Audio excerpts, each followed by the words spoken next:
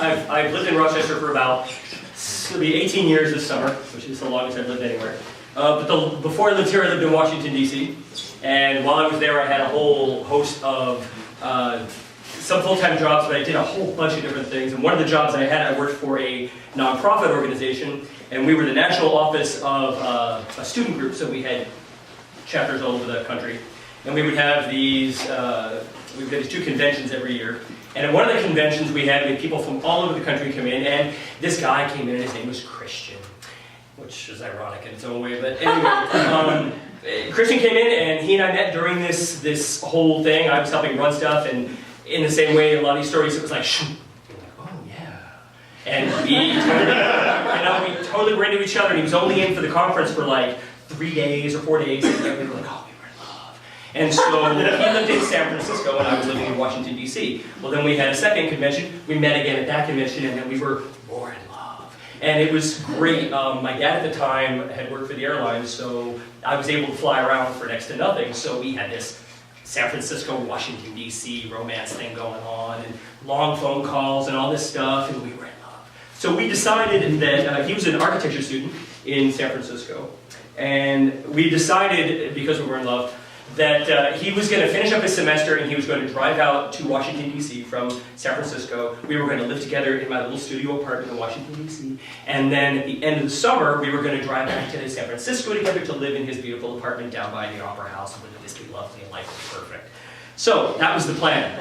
That would have been like, end of semester, summertime. Well, I get this phone call in the mid to late February of that year.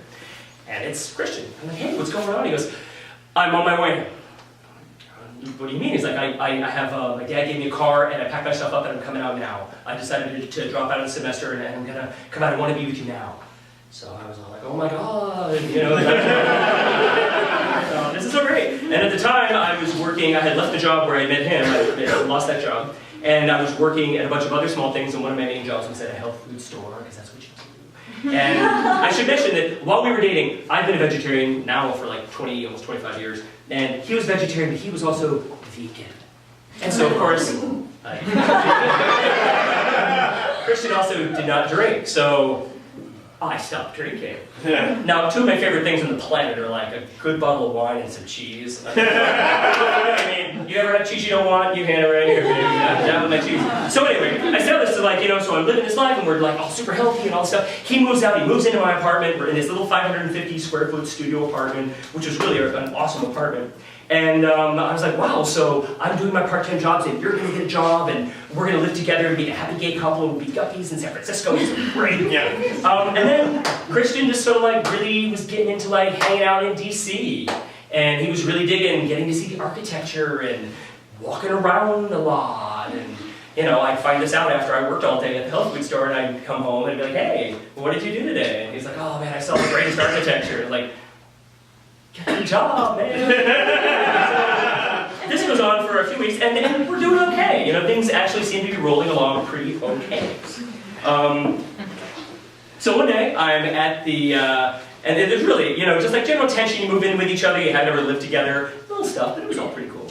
So one day I'm at the health food store, and I get a call from my friend Bruce, who was my best friend at the time, who lived in the same big apartment building we did. He goes, you should really call Chris. You should call Christian. And I'm like, I'm sorry, is there a problem? Is he hurt? Is everything okay? I said, no, you really should just call him. And he wouldn't say anything else. I'm like, what the fuck is this? So, fine. I get on the phone and I call Chris and Christian.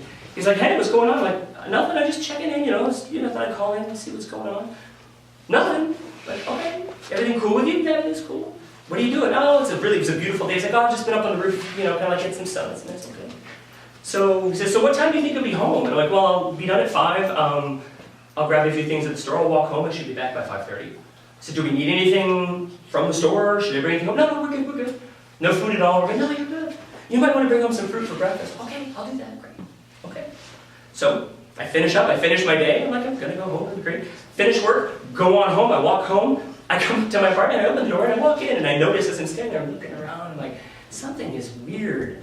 Like, there was stuff on that shelf earlier and Chris's bike used to be there, and as I'm walking in the apartment, I'm realizing Chris's stuff is all gone. Like he had taken all of his things, packed packed them in his truck, and left. And I'm standing in the apartment, I'm starting to shake, I'm starting to freak out, because I was loved, you know? And I walk in, and the table that we had as our dining room table was a trunk, like a steamer trunk. It was like this flat top steamer trunk with a piece of glass on it. We would sit on cushions on the floor and have dinner, and it was very nice. And there's this big note in the middle of the table, and I'm not shitting you. It was written on newsprint paper with crayons. I don't remember anything else about the note other than it said something like, I had to go, this wasn't right, and it said, if I stayed, it would forever mar, parentheses, SP, question mark, close parentheses, what we were. And I sat there, and just true to my own, like, you know, grammar Nazi nature, I was standing there going, you had to put that in a goodbye note? You know, like, so I get this thing down, and I was like, I'm freaking out, and he did. He packed his things up in his truck, and he drove back to California.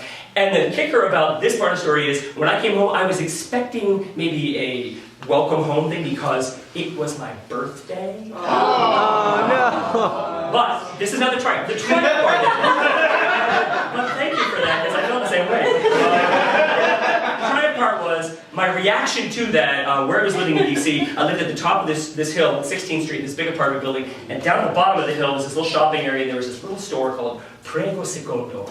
And it was like a 7-Eleven run by 2 gay guys. And there was 2 big gay muscle queens, I swear to God, they had this little dog. And half the shop was a deli, and the other half was a wine store. And I got on my bike, and I'm a mess. I'm just like, you know, get on my bike, truck down to the store, walk in, bought a bottle of Merlot, bought a pound block of Asiago cheese, drove my ass, got back into my apartment, got back in, opened up the bottle, hit the cheese, I'm drinking from the bottle, I'm eating cheese, and I'm calling all my friends and family, and I'm crying my head off. And I will say, that was triumph number 1, and the other quick little triumph was, we didn't speak again. I did not hear his voice for another 3 years. And then out of the blue, I moved here to Rochester. How this came to be, I do not know, but my phone rings, and it's him. Now, all this time, I'm thinking he went back to San Francisco to live this dreamy life and become an architect, and isn't he great, and his life is perfect. He calls me up, and I answer the phone like, hello? He's like, hey, dude, it's Christian. And I was like, what? You know, and I'm standing there. And as he's talking to me, in the 3 minutes that we talked, I come to find out that, I said, so, I guess you're an architect now, and things are great, huh? And he's like, oh, no, I never did that. It's like, wait, well, what happened to you? He left, drove back to San Francisco, became a produce manager at a Whole Foods, and then was calling me while he was taking a bath, and he's just like, you just came to mind. And the triumph was, for the longest time, I really wished I had heard from him, and in that moment when I'm on the phone, and I'm like, I just instantly, you're like, oh, fuck that, no.